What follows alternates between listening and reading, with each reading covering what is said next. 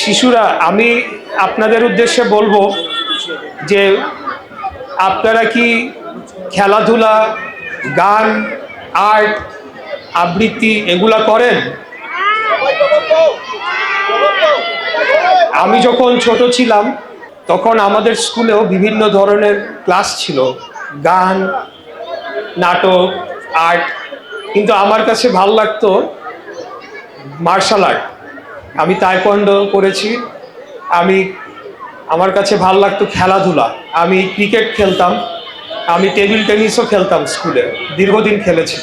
আমি আপনাদেরকে অনুরোধ জানাবো, শিশুদেরকে অনুরোধ জানাবো যে তোমরা পড়াশোনার পাশাপাশি যে কোনো একটা হবি বা যে কোনো একটা, ধরো গান অথবা নাচ অথবা গিটার অথবা কোনো একটা খেলা, ফুটবল, ক্রিকেট, ব্যাডমিন্টন, যে কোনো একটা বা একের অধিক, কিন্তু অন্তত একটা জিনিস তোমরা অবশ্যই চর্চা করবে। এটা তোমাদের ভবিষ্যতের জন্যও কাজে দেবে এবং তোমাদের যে প্রতিভা রয়েছে তোমাদের ভেতরে, সেই প্রতিভাগুলোও উঠে আসবে।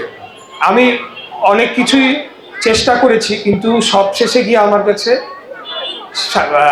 মার্শাল আর্ট, তাইকোয়ান্ডো যেটাকে বলে, অনেক যেটা তা কারাতেও করে অনেকে, কাছাকাছি একটা খেলা, সেটার মধ্যে আমি পারদর্শী ছিলাম, সেটা আমি বেছে নিয়েছিলাম।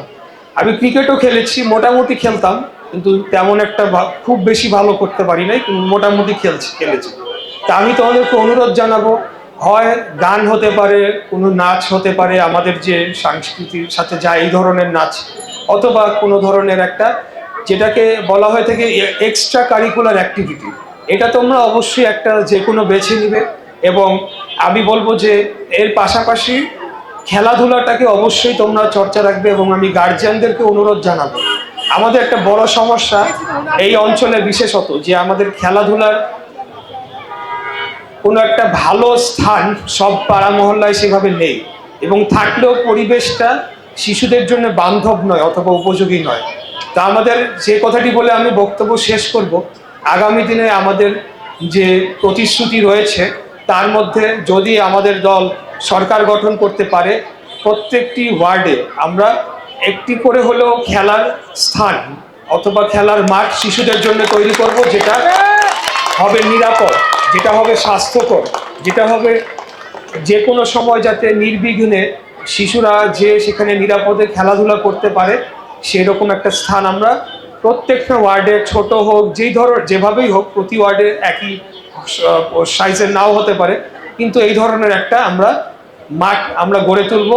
এবং যে মাঠগুলা বর্তমানে বিদ্যমান রয়েছে, এই যে আমাদের বাম পাশে একটা বড় ধূপখোলা মাঠ, এই মাঠে এখানে আসলে আমার সবসময় আমার বাবার কথা মনে পড়ে, এই কারণে যে ওনার শেষ জানাজাটা এখানে হয়েছিল, বা আমিও ওই জানাজাটা এখানেই করেছি। আমার বাবার 5টা জানাজার মধ্যে শেষ জানাজাটা এই মাঠে হয়, এবং আমি ধন্যবাদ জানাই এলাকার জনগণ যেভাবে শ্রদ্ধা জানিয়েছিলেন। যাই হোক, আমাদের যে এক্সিস্টিং খেলার মাঠ, সেগুলোকেও আমরা নিরাপদ এবং এমনভাবে গড়ে তুলব যাতে শিশুরা দিনের যে কোনো একটা সময় স্কুলের পরে গিয়ে যাতে খেলাধুলা করতে পারে, পর্যাপ্ত আলো থাকে, সিকিউরিটি থাকে, এবং আমাদের যারা মায়েরা রয়েছেন তারা যাতে নিজেরাই শিশুদেরকে নিয়ে যেতে পারে। তো এই হলো আপনাদের প্রতি আহ্বান, অনুরোধ। এবং গার্জিয়ানদেরকে বলবো, আমার মা তো সবসময় আমাকে পড়াশোনার জন্যই চাপটা দিতেন, কিন্তু বাবা ছিলেন যে একটা খেলা, যেমন ক্রিকেট খেলার জন্য উনি পাঠিয়েছেন, তাইকোয়ান্ডো শেখার জন্য উনি ব্যবস্থা করে দিয়েছিলেন।